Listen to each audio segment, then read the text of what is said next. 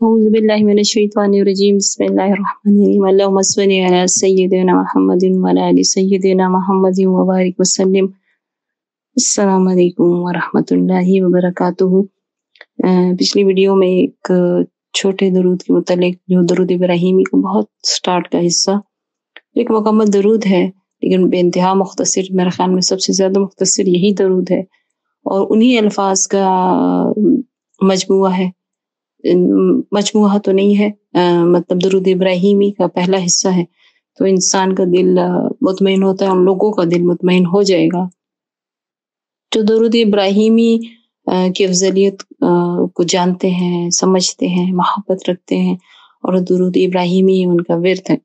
تو ان کے لیے اللہم صلی علی محمد کا پچھلی دفعہ میں نے کہا، اور میں نے کہا کہ اگر آپ کو ایک دوسرے درود جو مختصر درود ہے جو آقا کریم صلی اللہ علیہ وسلم کی زبان مبارک سے ادا ہوا ہے، اس کے الفاظ میں کوئی شک نہیں ہے، تو اس کے متعلق میں بتا دوں گی، اور پھر ساتھ میں یہ بھی بتا دوں گی کہ یہ کس قدر جو ہے کیا کہنا چاہیے برکات والا درود ہے۔ اور اگر آپ دیکھیں تو درود ابراہیمی کا شارٹ فارم ہے، اسی طرح کہ جو اس کے الفاظ ہے اللہم صلی علی محمد وعلی آلہ وبارک وسلم،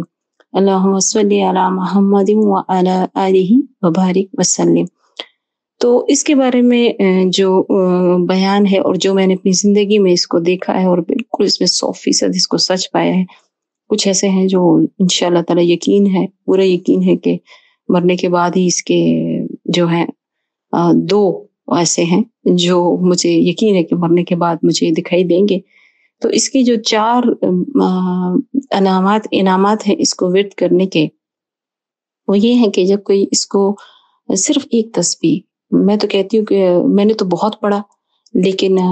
جو اگر آپ آغاز کرتے ہیں تو ظہر کی نماز کے بعد ایک تسبیح اگر آپ اس درود شریف کی پڑھتی ہیں تو انشاءاللہ تعالی آپ پر ساری زندگی کبھی قرض نہیں ہوگا،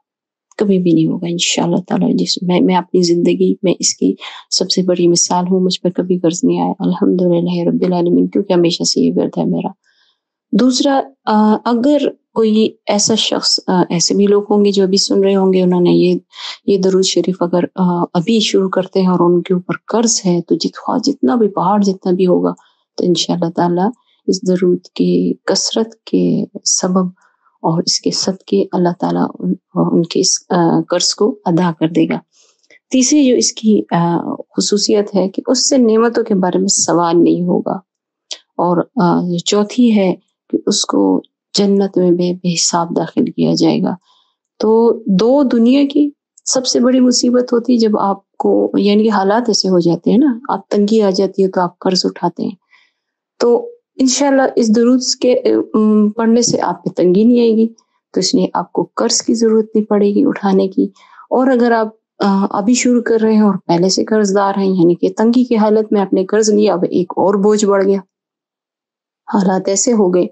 کہ اب اس قرض کے ادا کرنے کی کوئی سبیل نظر نہیں آ رہی، تو اللہ تعالیٰ اس درود کی کثرت سے انشاءاللہ تعالیٰ آپ کا وہ قرض ادا کر دیں گے، تو بھی آپ کے حالات اچھے ہو جائیں گے، چاہے وہ مالی ہیں، چاہے وہ جس طرح کے بھی حالات ہیں۔ اب یہ ہے کہ بے حساب کہتے ہیں کہ جنت میں داخل کیا جائے گا، یا نعمتوں کے بارے میں سوال نہیں ہوگا، پہلے اس کے اوپر بات کر لیں گے۔ تو میں تھوڑا سا اس کو کھول رہی ہوں کہ میں نے اپنی زندگی میں کیا پایا۔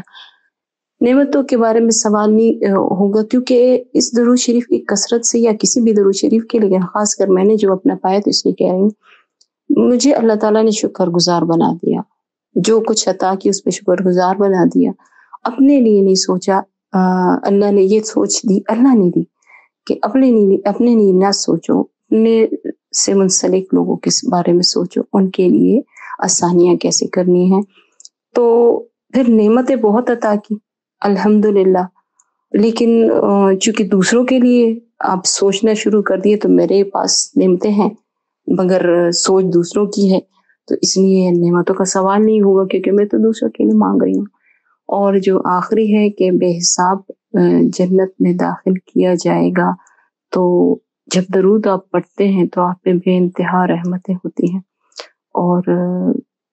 اتنے کم آپ کو اس دنیا میں، دنیا کی چیزیں تو کچھ بھی نہیں ہیں جس کے لیے آپ اتنی اسٹرگل کرتے ہیں اور کہتے ہیں کہ ہم درود پڑھ رہے ہیں تو ہمیں یہ چیزیں مل رہی ہیں.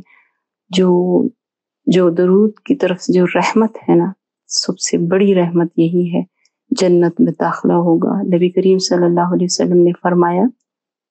کہ جو جتنا زیادہ درود پڑے گا وہ جنت میرے اتنے ہی قریب ہوگا. قیامت کے دن حساب کتاب کے وقت میرے قریب ہوگا، تو جب آپ کو ان کا قرب مل گیا تو آپ کو یوں کر کے بے حساب جنت میں داخل کر دیا جائے گا. تو اس لیے ان نعمتوں کا ذکر ہے،